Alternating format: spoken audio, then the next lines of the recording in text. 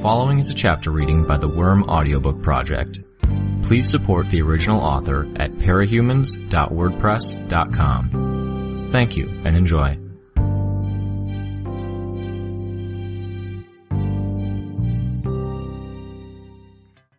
.7 3 places nearby they could have gone, Tattletale said. 2 that fit with the direction they were running. The shelter underneath the central library, and the one near where a scion confronted Leviathan. I remember that one, I replied. We were walking at a brisk pace around the perimeter of the bomb site. The area to our left still burned, and Sundancer was in the lead, clearing away the worst of the fires ahead of us. I was walking with Tattletale and Gru. Atlas followed behind us. The others rode the dogs behind me. If we're going to check those locations then, Tattletale trailed off. If I had a preference, I'd rather we check the library first. Bad associations with the other spot. Tattletale turned her head at that. I thought you'd be proud. I shook my head. I only heard secondhand, so I didn't get the full story. But you stabbed Leviathan with Armsmaster's weapon, and distracted him from going after the civilians that were inside that shelter. Don't know how many I really saved. He had a good 30 seconds to a minute to unload everything he had on the people in there, and we all saw how much damage he did to some of our toughest capes. Tattletale nodded. I don't know. I think of what happened back then, and I get this ugly feeling in my gut. Like I did something wrong, or I didn't try as hard as I could have, because there was someone in that shelter who I sort of hate. Hated? I'm not sure if I should use the past tense. One of your bullies? She asked. Teacher. I think that when I left the Undersiders, I guess I was thinking of considering becoming a hero or something. But with what happened at that shelter, I almost feel like it was the turning point. It was the first time I did anything that someone else could point at and call it heroic. And somehow, I can't find it in myself to be proud about it. And it's like that dream of being a hero that I always had just kind of faded away in the face of reality. We're glad to have you, whatever your reasons, Tattletale said. Thanks, I told her. I looked at Gru. You okay? I'm getting annoyed that people keep asking me that, he spoke. Don't be a dick, Tattletale replied. She's asking because she cares. We're asking because we care. And you know that if it was one of us that went through what you did, you'd want to make sure that we're in the right headspace to go up against the 9. Gru sighed, but he didn't respond. You're telling us if you weren't feeling right, yeah? Tattletale asked. If I had any idea what I felt, and if it wasn't good, yeah. Good enough. We watched as Sundancer cleared away the flames with her flickering sun. Flames bent towards it, as if being influenced by a strong wind, thinned out and disappeared. She canceled out her power and turned back to us. 1 minute to cool off, and we're probably okay to go. We should decide where we're going and how we're going to make our approach, Gru spoke. If they're waiting for their teammates, they'll stay inside the shelter for the time being, I said. We'll be in a better position if we don't try anything overly complicated, like a pincer attack, if there's more than one exit. We can hit them hard enough with Sundancer, Ballistic, and my bugs. Gru nodded. I don't disagree. You two will have an idea if they're making their way out the other exit. The 2 shelters are close to one another, Tattletale said, but I'm still a little worried they'll leave one location while we're checking out the other. I almost want to split up. Is that worth the risk of having half of our group caught off guard by the 9 before the other half can arrive? I asked. A better question, Tattletale said, is whether we can afford to let them get away. If we miss this chance to go on the offensive and let them escape, they'll go into hiding and work out a strategy. And we're not exactly in their good books, I said, so we'd be a prime target. Was I imagining it, or did Gru's darkness expand around him by a fraction? Sorry, I told him. He turned toward me. No use making it worse if I was parting a sensitive area by raising the threat the 9 posed. Never mind. Saddle up, Tattletale called out. Sundancer turned and sprinted back to the dogs. Regent hopped down from his seat and grabbed Shatterbird's wrists so she could lift him up into the air. I climbed on top of Atlas. What if... I started. No. Keep talking, Tattletale prodded me. What if I scouted the library while you guys checked out the other site? I can fly, It's faster for me to get there. And we'd be one mistake away from you being killed, Gru said, if not worse. Hear me out. Their only real long-range attack is Jack, right? If I'm flying, the others won't be able to touch me. You think. I think. But if Jack's at that location, I'd be able to sense him before he got a bead on me. If that's the case, I can just attack without exposing myself, and I can alert you guys. Assuming he's not 2 steps ahead of us and waiting at some vantage point somewhere nearby, Gru said. He functions like a sniper, Tattletale said. Ignore the fact that he slashes and stabs. He's a long-range combatant with a good sense of what the enemy is doing and how his teammates move on the battlefield. He stays out of the way and makes surgical strikes, then relocates to another vantage point. The only thing that keeps him from doing that all the time is how he has to stay involved with his team and keep them under control. Can't make it look like you're in charge if you're not there. With less teammates to manage, he's liable to go on the offensive. But I have the ability to find him, I pointed out, before he finds me. Amy gave me bugs that increase my range. I'll be taking on some risk, but it means we're able to check both locations at the same time and keep an eye out for the 9. It's the best way to strike the balance we need. The balance, Gru said. He was clearly unimpressed. Minimal risk to maximum effect. Your group will be safe because you're all together, and you'll vastly outnumber them. I'll be safe because I'm airborne, and I'll have the advantage of an early warning. Offensively, you guys will have the travelers and bitch. I'll have my bugs. Bonesaw countered your bugs last time around, Tattletale pointed out. I nodded. I have a few things in mind. If you're sure. She's not the only person who gets a say, Gru said. Name a better option then, I said. We all go to the library shelter. Then we all go to the shelter Leviathan attacked, he said. Safer. Smarter. If you're worried about me being defenseless, I suggested, Regent could come with me. There's a reason we're keeping that pair close to us, Gru said. If he gets taken down, you'll have to deal with Shatterbird on top of everything else. We're capable of handling her, I think. I don't know if you are. I frowned. Tattletale looked back at the others, then back at me. Go. I looked at Gru. Tattletale pointed. Go. Stay in contact. I turned and lifted off. I kept to the cover of nearby buildings, and I flew erratically, so Jack wouldn't be able to hit me if he saw me coming. I was getting more used to flying Atlas. I wouldn't have said he felt like an extension of my own body in the same manner as my swarm. He felt more like a prosthetic limb, or how I imagined a prosthetic limb might feel like. At first, it would be clumsy, every action requiring some level of careful thought and attention. Over time, it would become more second nature, a learned skill on my end. It would never match up to the real thing, but I could deal. Already, I was getting more used to correcting orientation and keeping him level in the air. We sat down on a rooftop a distance away. There was a shed with a doorway that led into the building's interior, and we headed there to take cover. I chained relay bugs together, so one connected to the next, then extended them well beyond the range of my power. Their progress was relatively slow, but it did allow me to sweep over an entire region around the library. Bugs stirred into action at my order, and they crawled or flew within a few feet of every horizontal surface that Jack or Bonesaw could be standing on. No sign of them. The vault door beneath the library was closed and sealed. I was about to return to the others when an explosion of dust and rock fragments ripped through a group of my bugs a few blocks away from me. A woman. No clothes. My bugs slid off her skin. Even the slightest abrasion on the surface of the skin served to tear through the legs and bodies of the bugs. Had to be Siberian. If the general shape of the large object she was holding was any indication, she still held the truck. A handful of my bugs were wiped from existence a fraction of a second before more explosions of varying size ripped through the area around her. Legend was somewhere up in the air. I drew my bugs together around Siberian's head, in the hopes that I could distract her. It was pretty thin, but there wasn't much I could do.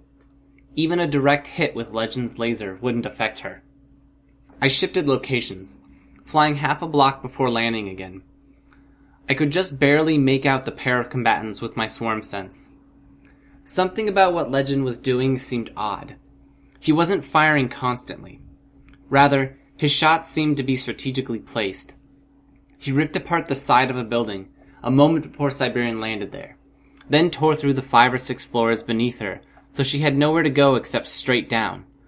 The instant she stepped free of the building's ground floor, he tore into the ground with a series of laser blasts that expanded outward, thinning as they went. It created a bowl-shaped indent, with rubble covering the storm drains that had been exposed by the lasers. Carrying the truck, Siberian headed for the storm drains anyways, tearing through the piles of debris. Legend unloaded on the entire street, collapsing them around her. Some of my bugs descended with the pieces of the shattered street, and they could feel the warmth of the outside air mingling with the cold, stagnant air of the storm drains. He'd exposed her. I'd seen Legend go all out, and this wasn't it. Why was he holding back? Granted, there was little point in hitting Siberian with everything he had, and it was easily possible that trying to drill a hole into the ground around her could theoretically give her the chance to escape. If she found some underground cavern or tunnel, but it could just as easily drown her. So long as she had the truck, Siberian had to stay places where there was oxygen. She couldn't, I was assuming, dive beneath the water and make her escape from there. Legend seemed to be going out of his way to keep her above ground and exposed, attacking only when he had to. He was conserving his strength. As much as both he and Siberian were powerhouses, with more offensive capabilities than 90% of people on the planet, this was a strategic battle. It was easily possible he was planning to keep this up for hours, harrying her, keeping her from getting her feet under her. And with Siberian's master or controller in that truck, she was forced to move more carefully. If Siberian's creator didn't have food and water, this could turn into a battle of attrition. One Legend might even win. He was fit, healthy, athletic. Siberian's master, according to Cherish, wasn't. Added to that, being in that truck as Siberian leaped around couldn't be fun. I felt like I was still missing something. Why was Legend fighting here, of all places? Whatever else was going on, they were causing pretty horrific property damage, and it had to be hard to fight Siberian in a place with this many high-rises. She could disappear into building interiors, and even if he lowered the height he was flying at, Legend was probably having to penetrate 3 or 4 stories of building to get to her. I kept my distance from the fight as I directed Atlas towards the library. With my bugs, I was able to more or less follow the fight. I couldn't touch Siberian directly, but I could sense where Legend was directing his attacks, and how he was positioning himself. I continued to do what I could to help Legend, sending bugs at Siberian in the hopes of distracting her, or finding some way into that truck. They searched the windows but failed to find a gap. Some crawled into the exhaust, others into the undercarriage. She fell into a trench as Legend leveled another series of blasts at her, and the movement of the truck, coupled with Siberian's power and its rough texture, murdered a solid 90% of the bugs I'd used. The remainder made their way deeper inside. The bugs could sense something that registered as food, a heavy smell, fetid, like garbage. It was rank in there. They crawled through the air conditioning vents and into the truck's interior. The driver's seat was empty. I sent the bugs into the back. Nothing. The truck was empty? With my bugs, I drew out words in mid-air, high above me, informing Legend. Truck empty. Siberian bluff. Had she assessed what Legend was doing, turned it around on him? If her real self was somewhere safe, somewhere with food and water, that meant Legend would lose any battle of attrition, if that's what he was aiming for. I couldn't think of another reason her creator would leave the safety of the truck. Hovering over the library, I got my phone out and dialed. Tattletale? What's up? Legend's fighting Siberian here, but the Maker isn't in the truck. I think he's in the vault with Jack and Bonesaw. Someone sealed over this door with a heavy pad of metal, because Leviathan or someone tore it down. My gut's telling me the 9 didn't gather inside and weld it shut behind them, but I can't ignore the possibility that Bonesaw's spiders did it. 1 in 20 chance, I guess? We'll know in about 30 seconds after Sundancer burns through. Right, a few more things that are bugging me. Can I use your brain? Go ahead. Legend's fighting Siberian here. It feels wrong. He's working to pin her down, slow her movements as much as he can. I know he's probably buying time, trying to wear her other self out, but why not a place with flatter terrain? Why not a place where there'll be less cover for her and less collateral damage? I know Siberian goes where she wants, and if her other self is in the shelter, that's probably a big reason she came, but your gut is saying something's off. My gut is saying something's off. Okay, I'd guess the Protectorate have more of a plan than one firebombing. They're going to do it again? No. The first one, going by what you said and what I've picked up, hasn't done much for our side. It's going to be something else. And we don't know what. No clue. What else? Minor, but if her other self is in the shelter, where are Jack and Bonesaw? And if they're in the shelter, where's Siberian's real body? She spent years with them. They have a rapport, and they're dependent on one another. Maybe he felt it was safe to approach them. Maybe. Nothing more specific? Don't have much to work with. What else is going on? Legend's holding back, conserving his strength. I get that he's trying to win a fight of attrition, but as far as I can tell, he hasn't changed his tactics or the pacing of his attacks much since I informed him that the Creator isn't in the truck. He's buying time for something. Someone. Maybe Cyan is headed this way. No, don't get that vibe. Tattletale mused. We just got inside. They aren't here. I looked down at the library. Vault door. How do I open it? Can't say until I see the control panel myself. The shelters are supposed to open with commands from the PHQ, which was annihilated, I said. Right. Or the PRT headquarters, on the director's order. There's bound to be another code that can be used in case those places get knocked out of commission. How did they get in? They have a tinker, Tattletale said. She may work primarily with biology, but that's not going to be the full extent of Bonesaw's knowledge. Look at those spiders. Some basic hacking isn't out of the question. Anyways, I can figure it out when I get there, unless you want to take the brute force route. I looked down at Atlas. I don't have enough brute force, and neither does Atlas. Legend does. We're on our way. See you in a few. Right. I hung up. I drew more words in the air with my bugs, near Legend. Found the 9, underground shelter. As an afterthought I added, maybe civilians inside. I drew an arrow by the words. Then, to make it as clear as possible, I drew a giant arrow in the sky, pointing down at the shelter door. I was going to look foolish if they weren't inside, and maybe cost Legend in whatever plan he was operating under. I could feel him changing directions. He kept facing Siberian, unloading laser blasts, but he was flying my way. Siberian dashed forward. I could feel her cutting a swath through the swarm as she ran, the truck in one hand, one corner of it dragging on the ground, cutting a line into the pavement. She leapt into the air, out of the reach of my swarm sense. I felt something massive collide with the bugs that were in the air around Legend. Felt more die as he shot a laser and caught them in the area. She'd thrown the truck, and he'd obliterated it. Legend shifted into high gear, flying out of reach of Siberian as she lunged for him. He dove hard, and I could imagine her leaping off the side of a second building, trying to get her hands on him. Legend turned my way and flew towards the library.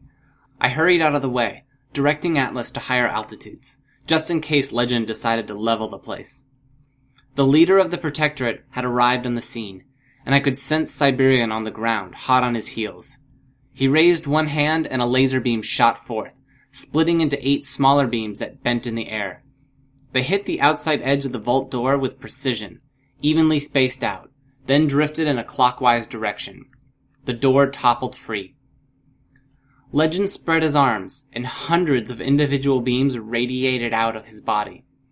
3/4 of them turned in sync to spear towards the library, stabbing through the architecture. Other beams split off to strike through doorways and windows and across rooftops. No less than 3 struck me. I flinched and nearly lost my seat on Atlas, but found it wasn't much hotter than steaming tap water, and it only lasted 2 or 3 seconds before cutting out. Siberian had approached close enough to demand Legend's attention, and he terminated whatever he had been doing. I turned my mind away from whatever the beams had been intended to do, and toward my own contributions to this fight. Had to strike before they got their bearings. I took advantage of the pause to send bugs flowing into the shelter. I could count a number of people, young and old. The mosquitoes in the swarm could scent blood. 20 or so people were inside the shelter, standing there. There was metal on their bodies, like backpacks or prosthetic body parts, but they didn't seem to be hurt. There were 3 more inside, but I wasn't feeling so generous as to call them people. They stood apart, 2 men and a pre-adolescent girl. It was them, the 9. I couldn't trust my ability to get to Legend and communicate the necessary details in time, and I might even be endangering him by getting too close to Siberian. I couldn't say for sure how he would really act in the field, but his PR sold the idea of a legitimate good guy who would balk at attacking an enemy with a hostage. Or maybe he wouldn't. It could even be a mercy, sparing someone from one of the 9's clutches. Siberian devoured people alive. Either way, it was better to try to catch his attention with a written message. 20 civilians, JS, BS, SIB. He was too distracted by Siberian to see it. She wasn't as fast as Battery or Velocity, but she had the physical power to move quickly, and she was leaping between buildings to throw herself at him with the speed and aim of an arrow shot from a bow. I tried leaving another message for Legend, stating the same thing. Glancing over my shoulder, I saw him look at me. Our eyes met. He nodded, and I turned my attention to the shelter. I didn't want to do this half-assed. No mistakes this time around. I gathered a swarm of generous size that held it at bay. There were more preparations to carry out. I drew the capsaicin bugs from beneath my armor and added them to the swarm. I drew out silk threads and held them suspended in the air, ready for use. For a final measure, I withdrew a lighter and the change purse from the utility compartment at my back. Primary swarm in first. As one singular mass, they flowed inside. The capsaicin-laced bugs joined them, going straight for the eyes. Jack reacted, as did the man, but Bonesaw was unfazed. I saw Siberian flicker. Legend noticed as well. He snapped his eyes to me, and then the shelter. The creator needs to concentrate? My heart was pounding so hard I felt like it would dislodge me from Atlas. Bugs settled on the 3 members of the 9, and then they attacked. It wasn't the sort of attack I'd ever done before. I'd had bugs bite. I had them sting. I'd even used them to deliver payloads of their various venoms. I'd always held back to some degree. The only ones I hadn't held back against had been untouchable. These 3 weren't so lucky. Mandibles bit into flesh, seeking not to pinch and inflict pain. Ants scissored flesh away. Beetles tore and rent into the flesh. Flies spat their digestive enzymes onto the exposed flesh. I buried them in every kind of insect I had that could eat, cut, or pierce meat. The bugs didn't eat their fill. They simply bit, chewed, let the food fall from their mouths, then bit again. Bonesaw's hands were smooth as glass as she reached for her belt. She was cool and collected, even as the bugs slowly flayed her. She was stopped short as the silk strands tangled her ceramic fingers. My bugs could hear her speak. Though I could barely make out the words, I thought maybe the first one was Jack. She held out her hands. I tried to bind him, but tying his arm to his side was harder than using silk cords to lash fingers together. At least partially blinded by the capsaicin, he swiped his knife a few times in Bonesaw's direction. He cut her several times, and my bugs could feel her flesh part around her collarbone and face. Some of the cuts were on target, however, and the threads around her fingers were severed. An instant later, she was free to put together her anti-bug smoke, working her hands to break the threads as I tried to tangle her fingers again. Okay, not the end of the world. The bugs were still devouring the 3, and I still had a plan in mind, an idle hope. I withdrew the tissue I'd wadded into the change purse to keep the contents from jingling or rattling around. My bugs took hold of them and carried them into the air, 2 or 3 dozen in all. I tested the lighter, then held it out to ignite the first tissue. It was a slow burn, taking 15 or 20 seconds to consume the paper. The flies that carried it died as the flames reached them, consuming them. By the time the first was burned, my bugs were positioning the second, allowing it to ignite. In this manner, I chained them one after the other, a slow-moving relay of flame. Bonesaw had her smoke going, despite my efforts to rebind her fingers, and I could feel it murdering my bugs en masse. I pulled them away and out of the shelter, leaving only a few to track the movements of the 9. The trail of burning tissues made their way inside the shelter. I ignited the last few tissues and sent them to Bonesaw. I could feel the bugs die as they hit the smoke. Nothing. I swore. It had been too much to hope for that the smoke was flammable. Even if the smoke had exploded in the mildest possible way, it would have at least given me a countermeasure. I turned away from the area. I told the others I would play safe. I tried what I could. I maybe even done a little damage to them. Now I'd back off. I'd earned Siberian's attention by attacking her creator, but she was preoccupied with Legend, so that was one threat I didn't have to worry about. The rest of the 9 were still inside. Legend, for his part, was keeping up the measured, careful paced assault. I saw him raise one hand to his ear. A communication from his team? Had something happened with the rest of the Protectorate? Or the other members of the 9? He dove straight for the shelter. Siberian gave chase, and without slowing in the slightest, he raked a laser across the street to rend her footing less stable. It couldn't have bought him more than a fraction of a second, if it even made a difference at all. I could see her placing one foot on a shattered piece of road that wouldn't have held a squirrel without collapsing. She used it to kick herself forward, soaring after Legend, hands curled into claws. He was ahead of her by only 10 or 15 feet. The scattered bugs I had at the fringes of the extermination smoke gave me only a half-complete picture. Legend inside, blasting a laser in the direction of the cloud where Jack, Bonesaw, and Siberian's creator were. He grabbed one of the civilians that were standing dumbly in the shelter, only to get mobbed. She latched onto him, and the others did the same, trying to drag him down. My bugs felt the flash of heat as he used his lasers to blast at them and free himself. Another laser speared out the top of the library, following soon after by Legend, spearing up toward the sky. He directed another laser straight down to the library, continuing to fly straight up. That was reason for me to do the same. I rose with one hand on Atlas's horn, and I drew my phone with the other. I speed-dialed Tattletale. Trusting to her penchant for picking up the phone on the first ring, I started shouting before I heard any response. "Something's up! Take cover and get back!" The stealth bomber streaked across the sky, just as it had before. Its payload this time was smaller, barely visible. The devastation wasn't so easy to miss. The only word for it was chaos. I could hardly pick out the individual effects as they mingled. A cloud of yellow-green smoke being pulled into a spiral around a vortex, which was causing the section of the library that had turned to glass to shatter and implode. There was a flare of brilliant mixed colors I could barely look at, frying a scattered assortment of boneless, faceless, fleshy monsters. One monster made it 4 steps before being turned to dust. Where the dust touched, more dust was created, until the vortex expanded enough to start pulling it all in, stopping what might have been an endless chain reaction. I could see time slowing in one spot. I could see pavement heating into a liquid in another. I could see one area that was serene, untouched, a bubble where a newspaper that had been scattered on the ground was flapping violently with the movement of air. Half a building was annihilated by the flash of an explosion, and it toppled into the mist of the bomb site. In seconds, it was obliterated and chewed up.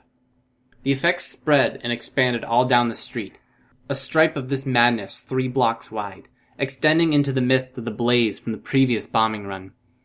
I drifted towards Legend, raising my hands over my head to show I meant no harm. "Thank you for the assistance," he spoke when I was in earshot. "Some was misguided or off target, but it did make a difference." I could only nod.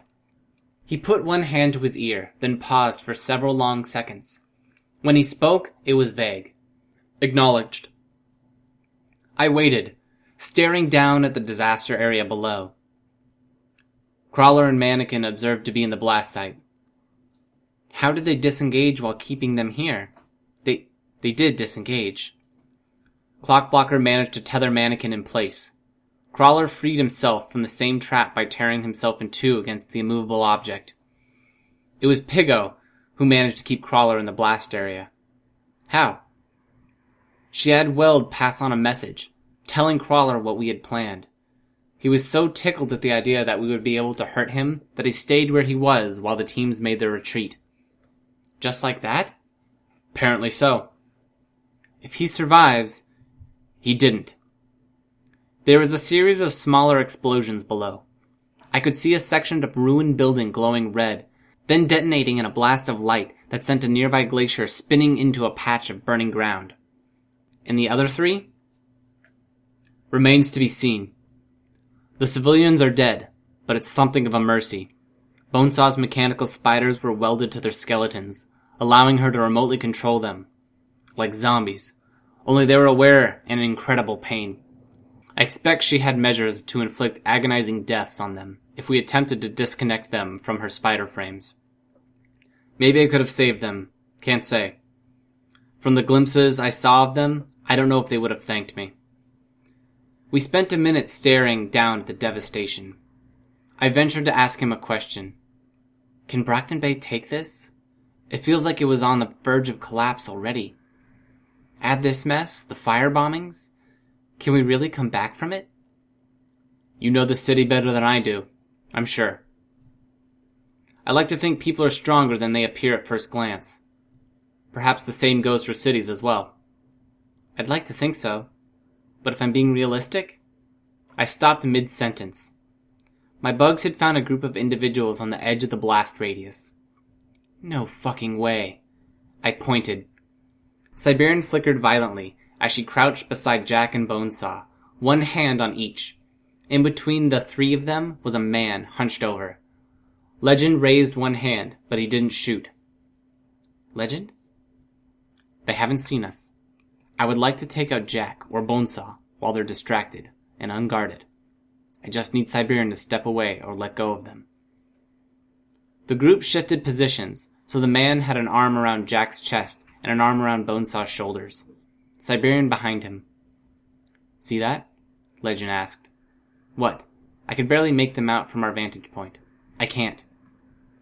My eyes are better than most, a minor benefit of my powers. The backs of his hands. Perhaps you can make out the tattoos? A cauldron on the left hand, a swan on the right. I don't follow. No, he sighed a little. I suppose you wouldn't. It does mean we know who he is. Someone I'd know? An old costume? He shook his head. A scholar. Jack glanced up, and Legend fired in the same instant.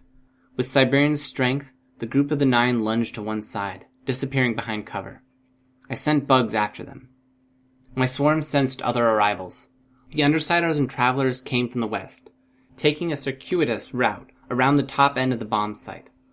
Legend fired a series of blasts after Siberian and gave chase, but she was keeping a building between her group and Legend.